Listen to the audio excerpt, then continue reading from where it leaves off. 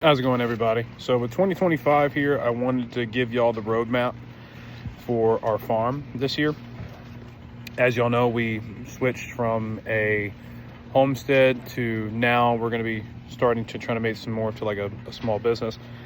And I'm excited about it, and I wanted to share that with y'all. So the first thing that I wanted to talk about, which is going to be probably like the least impactful, but I'm already here. Sarah and I had just fed the cows and goats, so I wanted to go over that.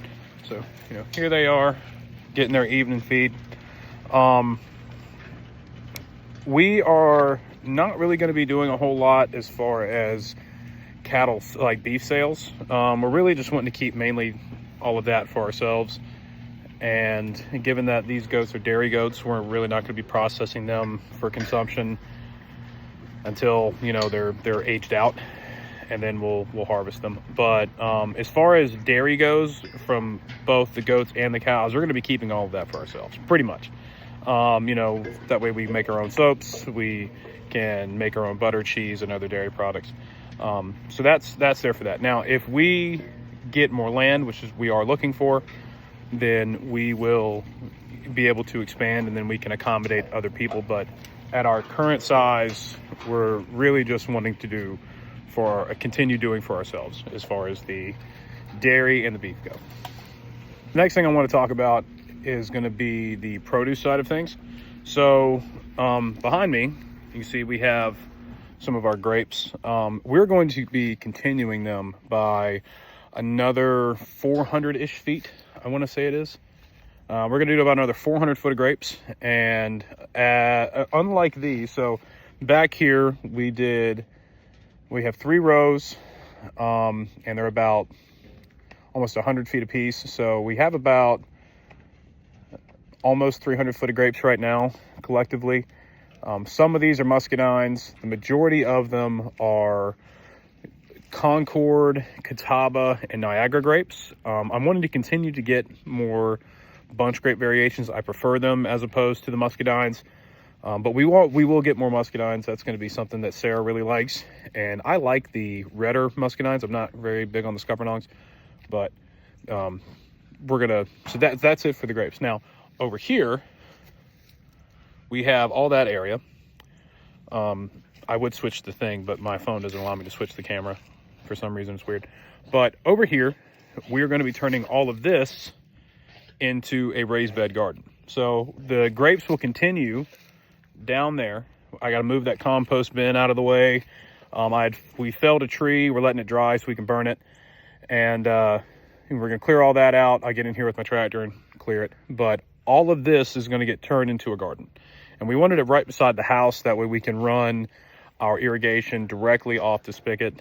And we can set the automatic waterers, and it'll be really easy. And it's right here as opposed to all the way in the front like we initially had talked about. So we'll do something like 2 or 3 8-foot greenhouses, and we'll base all of our produce around those greenhouses.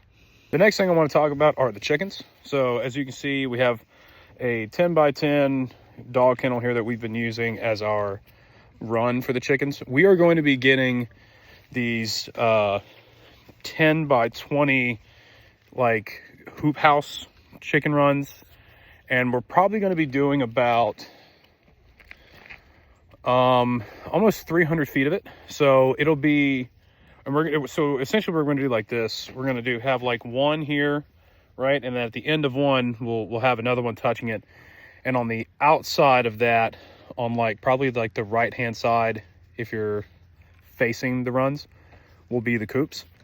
And then on the other side, it'll be on the left hand side. So if I could switch the camera, I'd show you. But either way, this, like I said, it'll span about 200-ish feet, probably closer to 180.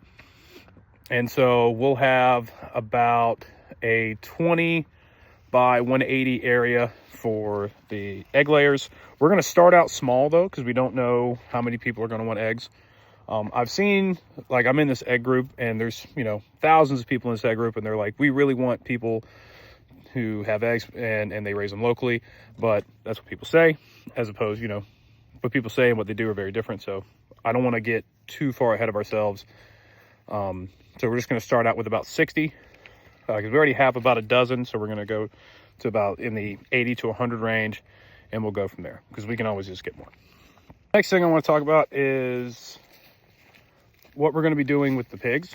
So as you know, if y'all watch our TikTok or anything, we have expanded their 20 by 60 to a 75 by 200. So the way that their situation is going to go is that this area here, I believe it is the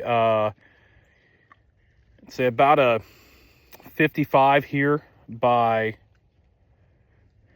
no, this is a 60 by 180. That is going to be where all of the breeding stock that are not farrowing. This 20 by 60 area here that we initially had them in is where the sows are going to go when they're farrowing, as well as Chimmy, who is our boar. So they'll all be in there, and then the sows that are recovering and just hanging out will be in here. Now, this area that I'm in right now, all of this here is going to be for the pigs that we feed out. Now, obviously, just like with the chickens, we're going to take this slow because I don't know how many people are going to want, are going to want to buy. So instead of allocating all of this to the pigs right away, I'm going to let them pretty much rock out with where they're at now. And as, the need arises, we're going to start feeding out pigs here. But in the meantime, this is going to go to the cows and goats, as well as that over there where all the hay is. The last thing I want to talk about before I end this is our fruit, because I know I mentioned produce earlier, and I kind of touched on part of the fruit with the grapes, but the trees, what we're going to do with fruit trees and everything like that, because I've been talking to a lot of people about that, is we're going to go with Isons. I believe they have one in location in Noonan, and they have another location somewhere else.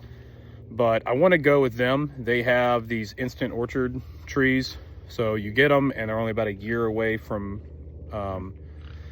producing. And so I want to get about, I think it was 9 per row, about 108 trees in total.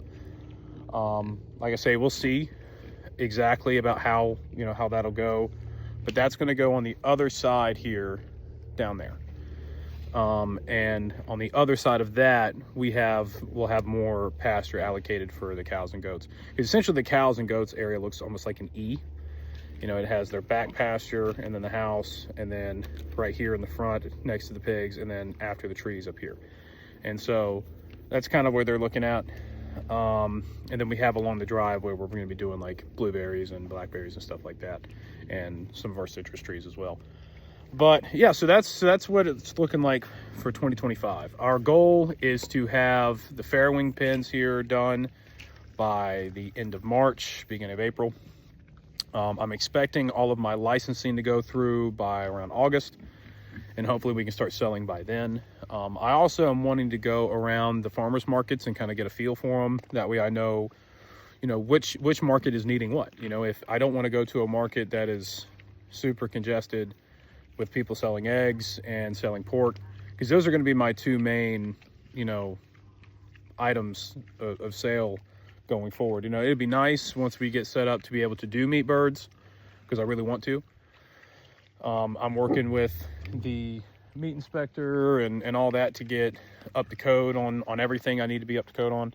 And so once we reach that, then we can do it. But in the meantime, we are good on we just got to go to the egg handling class here in March. And then as far as pork sales go, I just had to wait for my licensing to be approved. But yeah, so we're thinking about August time frame for being, up and running live, as I call it. And but yeah, so we're going to share, we'll continue to share our milestones and whatnot, post some cute little videos here and there. I'm really, really excited about that project. Their farrowing pens, I think they're really going to like them. I got the approval from the commissioner just not too long ago to go ahead and get that done. So we're going to start doing that.